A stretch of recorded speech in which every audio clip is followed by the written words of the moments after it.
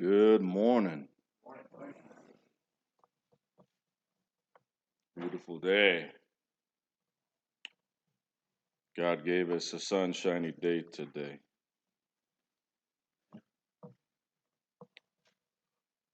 As the reading took place this morning, we will find ourselves in the same location in Genesis chapter 32. Genesis 32.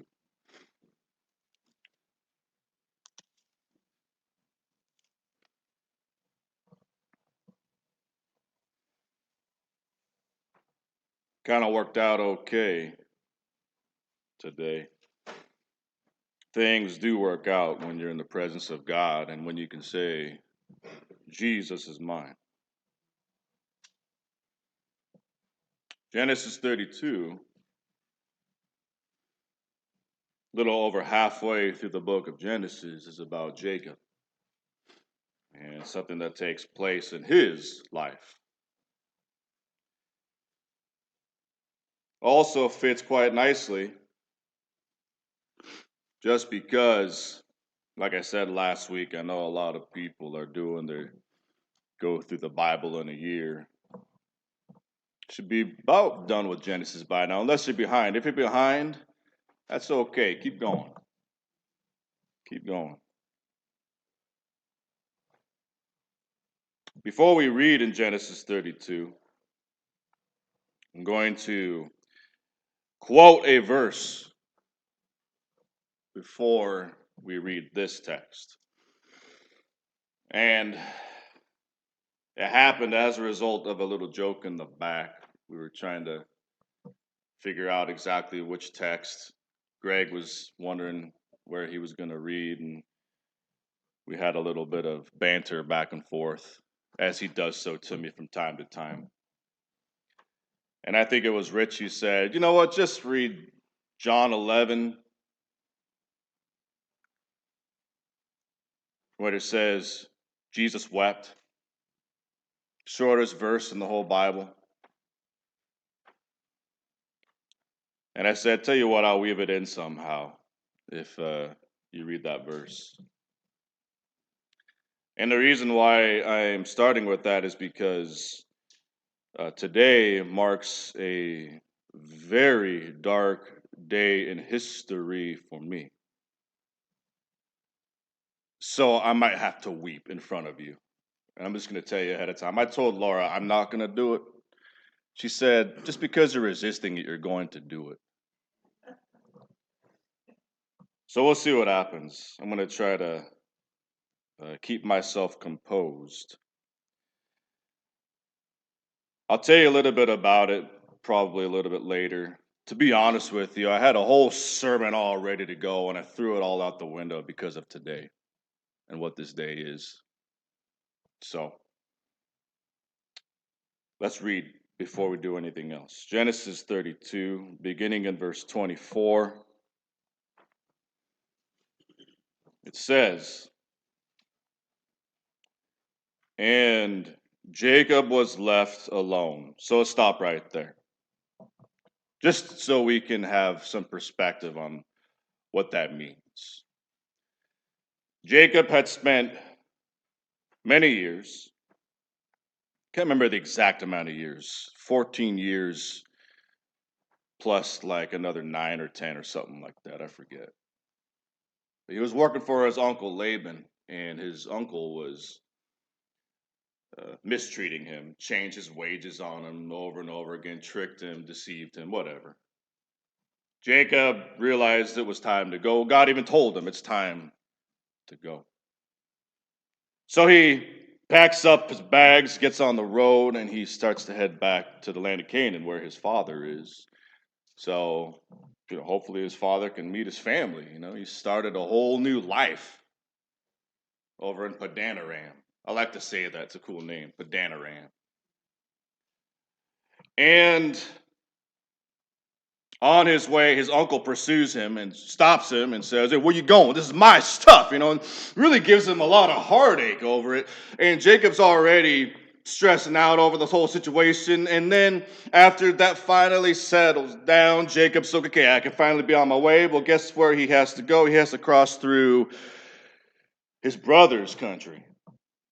And the last time he saw his brother vowed to kill him because he cheated him from his birthright and cheated him off his blessing from the father Isaac. And Jacob is shaking his boots right now, or I should say, he's shaking in his sandals, I guess. And he actually is so scared about the situation that is before him that he divides up his people into two camps or two crews and sends some ahead. And of course, offers a gift ahead of time. But now he's got his wife and his kids, and they're behind, and he finds himself alone, trying to figure out what in the world's going to happen, what's going to take place as a result of this situation that I've gotten myself into. So that's where we are in the narrative. And as we're about to read, as was read for us earlier, we see that God works in mysterious ways. You know, I mean, if I was God, I probably would have put my arm around him and gave him a hug. That's not what happens. I don't know why. And the story that we read is very mysterious. It really is. It's very mysterious. So that's where we are. So Jacob's scared out of his mind. People in his mind are getting ready to die. This is getting ready to be a big fight and a big battle scene. That's what he's thinking. So, Genesis 32, verse 24 again. Let's read. And Jacob was left alone, and there wrestled a man with him until the breaking of the day. When he saw that he prevailed not against him, he touched the hollow of his thigh, and the hollow of Jacob's thigh was out of joint as he wrestled with him. And he said, "Let me go, for the day is breaking." And he said, and this is Jacob speaking, Jacob says, "I will not let you go, except you bless me." And he said to him, "What is your name?" And he said, "Jacob." And he said, "Your name shall be called no more Jacob, but Israel. For as a prince you have power with God and with men, and have prevailed." Jacob asked him and said, "Tell me, I pray thee, your name." And he said, "Why do you ask me for my name?" And he blessed him there. And Jacob called the name of the place Peniel, for I have seen God face to face, and my life is preserved. Peniel means the face of God, by the way. Verse 31. And as he passed over Peniel, the sun arose upon him, and he halted or limped upon his thigh. Wherefore the children of Israel eat not the sinew which shrank, which is upon the hollow of the thigh unto this day, because he touched the hollow of Jacob's thigh, and the sinew that shrank. Okay. Like I said, God works in mysterious ways.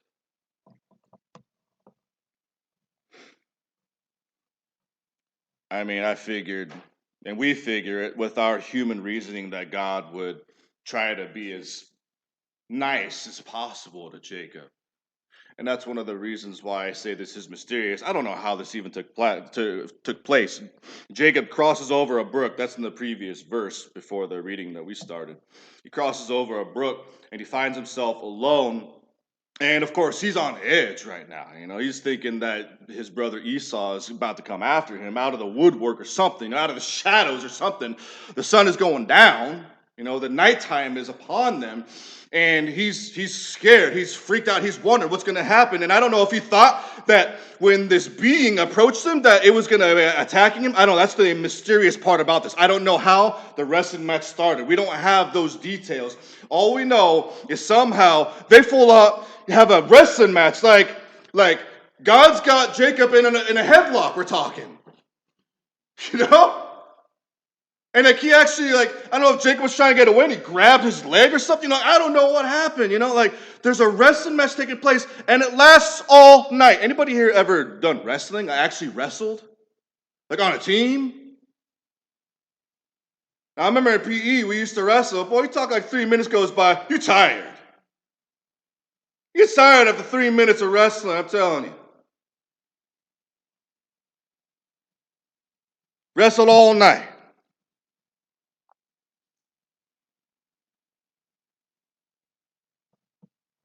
Well, I'll just tell you right now. I'm going to go ahead and just do it right now. Every year, about this time, I get in a wrestling match with God. So, to give you the full story, and this is what I'm going to do today, apparently. Like I said, I had a whole other sermon worked out for you, but I can't think of a better time to do this. And I've never done this publicly before, actually. So, here you go. January 14th of the year 1996. So, 3 days ago, 4 days ago, I was baptized. I was baptized for the remission of my sins. I was a 10-year-old brat that made up my mind, and I made up my own mind. I know a lot of people says, man, that's young. I made up my own mind to do it. I wanted my grandpa to do it. It's one of those sentimental things. I wanted my grandpa to do it, but he died on October 11th, just a few months before I was baptized. And as a result of that, my cousin, Donnie Furmanek, was going to take the pulpit. And he was actually preaching under my grandpa's leadership or mentorship. When my grandpa died, it was perfect for him to take the position. And on January of 96, on the 14th, I made up my mind to be baptized. The church was already going through some transition, going through a lot. But you know what? God works things out. There was already a man ready for the job, ready to go.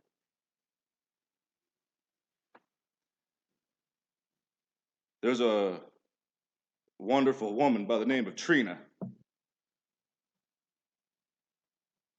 who was married to Donnie, my cousin. For some reason, she wasn't there on the Sunday that I was baptized, but she was there on Wednesday night Bible study. No, I have that. Yeah, that's the way it went. Wednesday night Bible study. So she came to Wednesday night Bible study. And after Bible study, she came up to me and gave me a hug and congratulated me on being baptized. The very next day, on January 18th, 1996, she was brutally murdered. Well, her husband didn't end up taking the full-time position, as you probably would have guessed. He just kind of moved on. He ended up remarrying and going through life. He never forgot. He was the one who found her body. I know this has deep roots with this congregation. It's very, very difficult for us to even talk about, which is one of the reasons why we never talk about it publicly.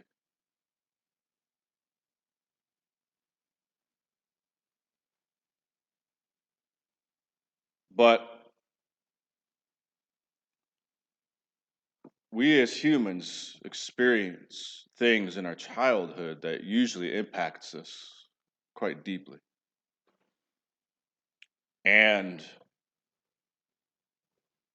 we can usually trace back why we do some of the things that we do to childhood memories and childhood traumas.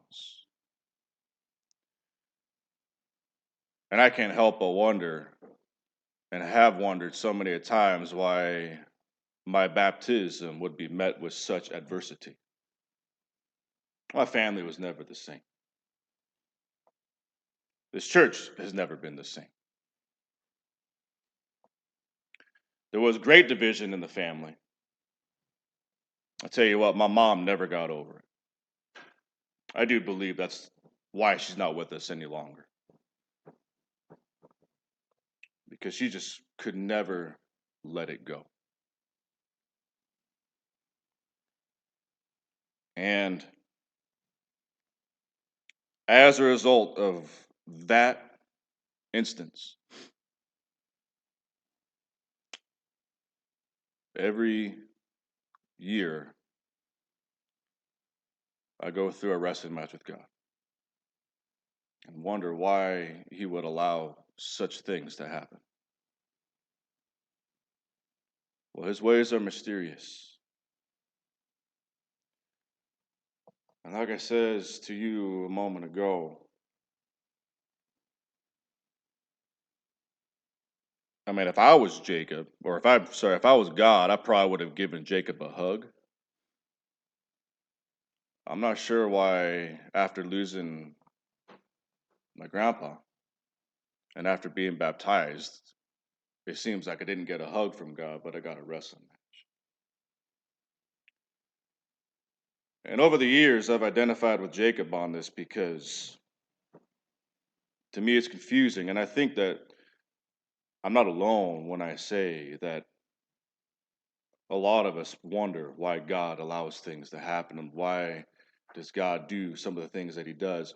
And here's the thing, it is beyond our capacity to reason, it is beyond our capacity to ever even know the whole picture. However, one thing we can always know is that God never lets us go. But here's some of the things that I want to take you to with the stories or the examples that I learned from Jacob. Because I can tell you right now, these 30 years later, with the anniversary of this horrific experience happened to fall on a Sunday, and me happened to be the preacher when I left here years ago and ended up coming back. There's a reason why I'm here right now. And there's a reason why I believe I became a preacher of the word. And it's because I did the same thing Jacob did in this story. And so I'm going to encourage you to always do the same. So let's go and take a look at some of the things that Jacob did.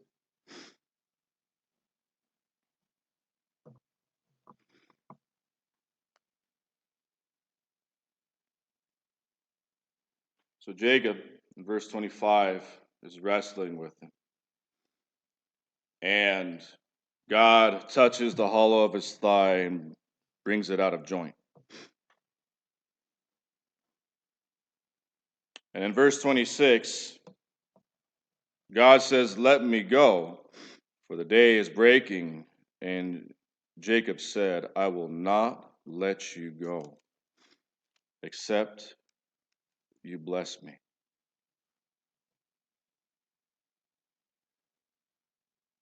We have interesting interactions between God and mankind from time to time. And this is one of them because there's this mysterious statement made by God, right? He says, "Let me go." And as mysterious as it is, or part of the mysteriousness of it is, God is telling Jacob to do something, and Jacob kind of disobeys, maybe. Yes, sir. Like God pushes us past the limit sometimes. And pushes and puts heavy weight on us sometimes. Almost as if he is trying to show us what we can make it through and what we can accomplish. And makes us wait, makes us work, makes us try harder. Yes, even makes us fight. God will put us in positions.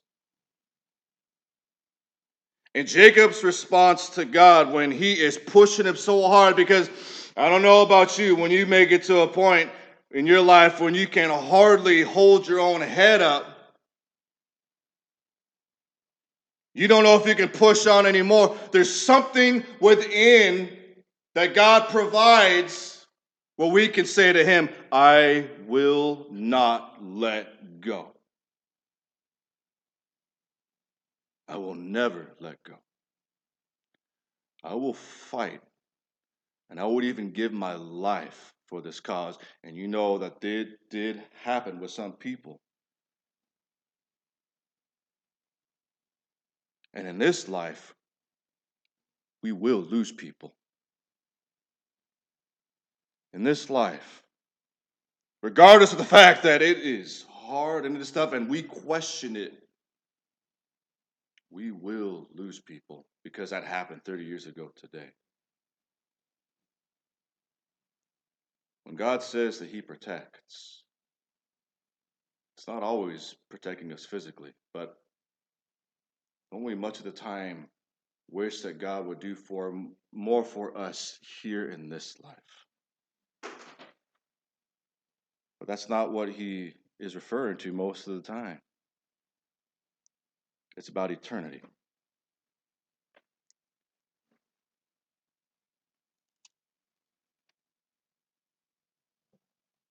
Verse 27.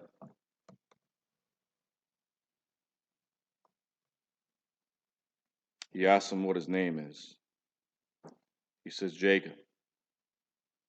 Verse 28, it says, and he said, your name shall be called no more Jacob, but Israel. For as a prince you have power with God and with men, and have prevailed. So this is when his name is changed. And we have a combination of two ideas taking place here. One of the things that God does with Jacob when he wrestles with him is he puts Jacob through a struggle, something that Jacob has to grow his way out of, something that he has to prevail through. And that is why he changes his name to Israel. The word Israel means to strive or to contend with. And this is something that happens on a mental level and a spiritual level with us and God. This happens on a level of being able to even accept not just the affairs of this life and the things that happen, but it happens to us when we are actually in the Word of God, when God is instructing us and guiding us with the message of the Word.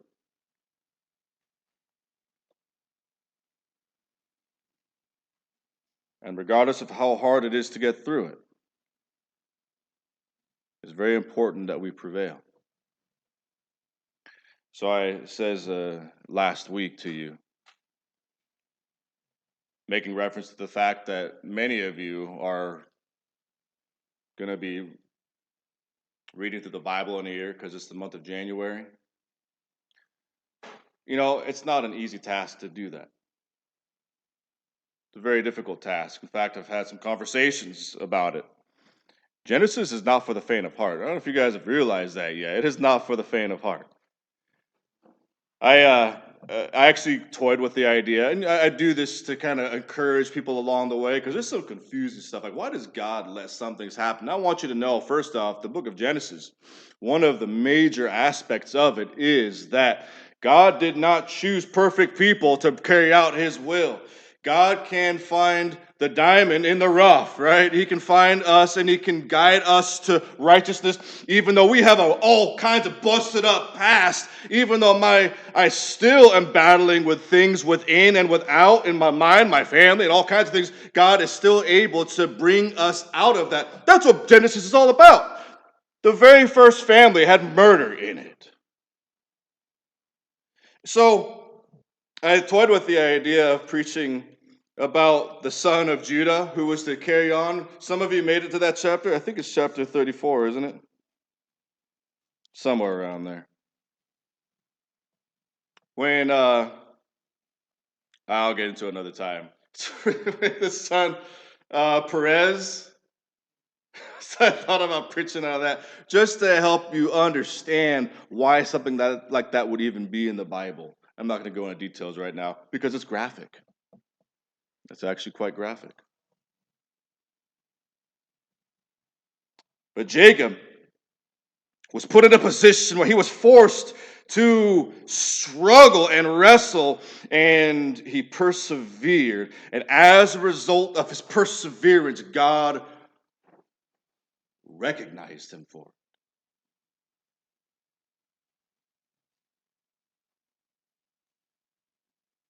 You know that on days like today,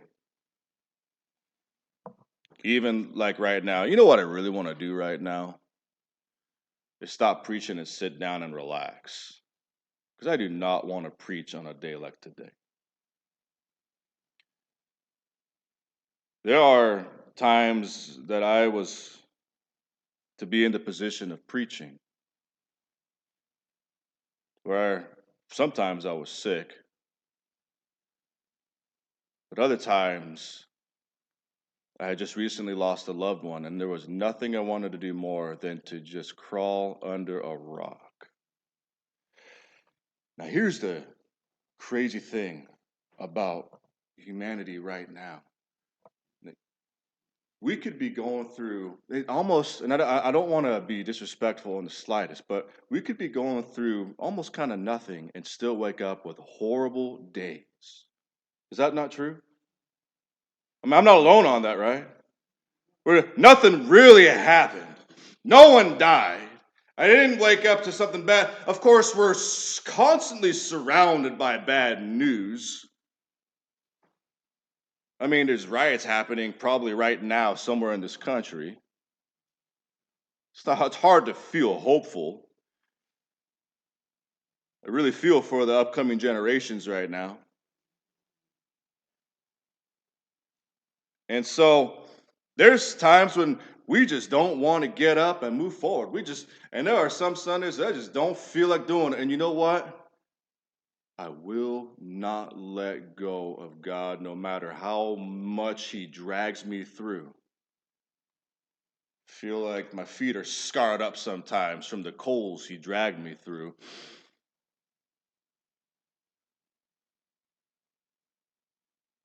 But what separates someone like Jacob from the rest of humanity during this period of time? Or you want to know why we hear about the God of Abraham, Isaac, and Jacob instead of the God of Abraham, Isaac, and Esau? You know why? Because Esau gave up quickly. He sold his birthright because he was hungry. You ever do the wrong thing or get moody because you're hungry? You know what I'm saying? Like, speak a unsavory word because you're just in a bad mood? Give up so quickly? But it's the people who have a deep, rich sense of purpose and perseverance who never give in. And that's who Jacob was. And as a result, he was given the name Israel, which is to struggle with God or to contend with God and yet prevail.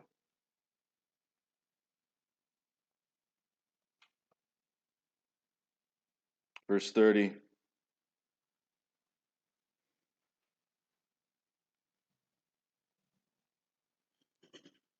Jacob called the name of the place Peniel, or Penuel, which means the face of God. Go over with me to Psalm 27. Psalm 27.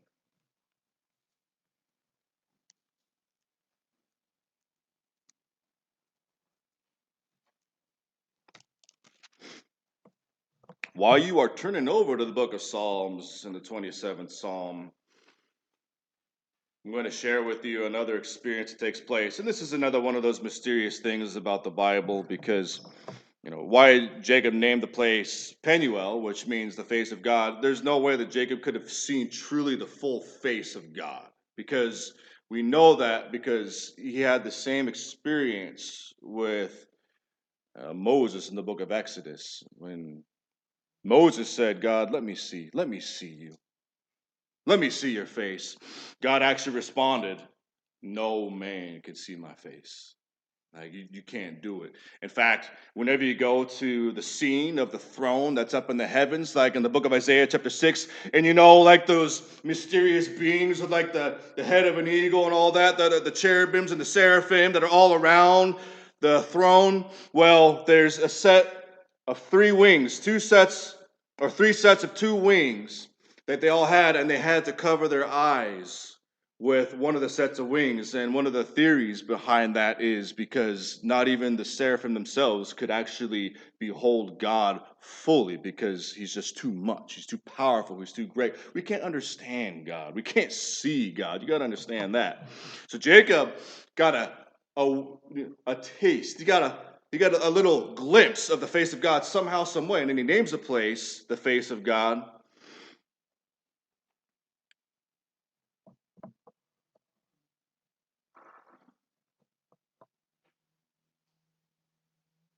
But one of the things that God does want from us, which is just as mysterious as the wrestling match that took place, is even though we're not able to fully see his face, he still wants us to try. You know what I mean? And that's interesting. He still wants us to try. So in the 27th Psalm, this is one of my favorite Psalms, and for those of you who hang around for a while, you'll find that the book of Psalms and we get along real good. This book of Psalms has saved my life many a times. But David says in the 27th Psalm in verse 7, hear, O Lord, when I cry with my voice. Have mercy also upon me and answer me. When you said, seek ye my face, my heart said unto thee, thy face, Lord, will I seek. Hide not your face far from me. Put not your servant away in anger. You have been my help. Leave me not, neither forsake me, O God of my salvation. Now, is that not exactly what we have to do in order to see God? Is we have to try. We have to seek his face. And here's one of the crazy things. In order to see God, you have to look past all the pain and the trauma and all the confusion. And that's the goal and like the whole point of trying to get through the Bible in a year is to try to get through all the pain and agony and all the trauma that happened in the Bible, all the sin that took place, all the pain and all those things. And you can still, if you look, if you have eyes to see, you can still see little glimpses of God's presence throughout the whole thing. You can still see his hand and his arms stretched out to his people throughout the whole thing. And I don't know if like the closer you get to God, you can kind of get a little bit more, but it's so bright, you kind of have to like as you get closer to God, the reality is the more unholy you realize you are. There's a saying that I've heard for years, the more I study, the less I know. Because you start to realize that when you pick up this book and when you try to get to know God and when you try to get to know his ways, you get almost more confused as time goes on. It's not simple. Why does God have this wrestling match with Jacob? And what other ways and angles could we take this? Now, I'm taking it from a personal experience that I went through 30 years ago. That's a dark memory. And I'm kind of sharing a piece of myself with you on this right now. But how many other ways can you approach the same text that I'm preaching out of right now? Because every single one of you has a story of your wrestling match with God. If you don't, then you're probably not a disciple. Because Christianity don't come easy. In fact, life don't come easy. But God says to David, seek my face. And I love David's response in verse 8. My heart said unto thee, thy face, Lord, will I seek. Now, potentially, one of the most difficult parts about this is the last point in the lesson that I want to bring. I'm going back to Genesis again, chapter 32.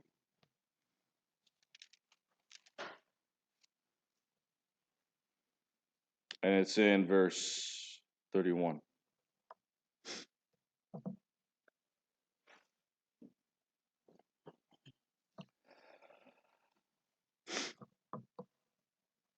Verse 31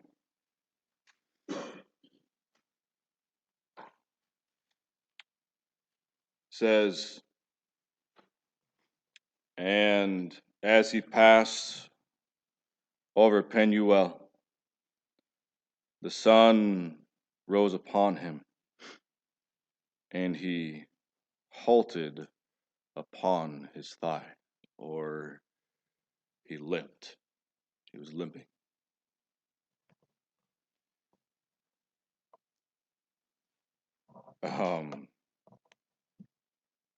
Really, God is brutal, When you meet God in various capacities, the truth is you shall never be the same. Also, on top of that, yeah, your health is expendable. Okay? Your job is expendable. Okay? Your loved ones are expendable. Your feelings, your experiences, your memories, everything is expendable. We don't understand it. We must trust God through all of it. Because Jacob did not walk away from this experience. He limped away from the experience. And this church did not walk away from 30 years ago. We limped away. And some of us have a scar that will always be there. And the Son of God is going to look at that scar one day when we meet him. And it's going to start making sense. It's going to make more sense. But I tell you what right now, it is because of an experience like that. I cannot let Satan win, you understand me?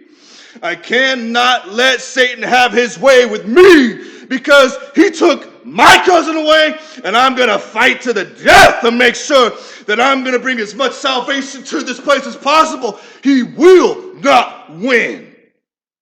He's going to try to take down my people. I'm going to make sure that he gets nothing out of me. He is going to get nothing but disdain from me. I'm not going to please him. I'm not going to say yes to his temptation. I'm not going to say yes to his garbage. I'm going to say yes to God Almighty, the source of life and beauty and creation. Satan is trash. Satan is garbage.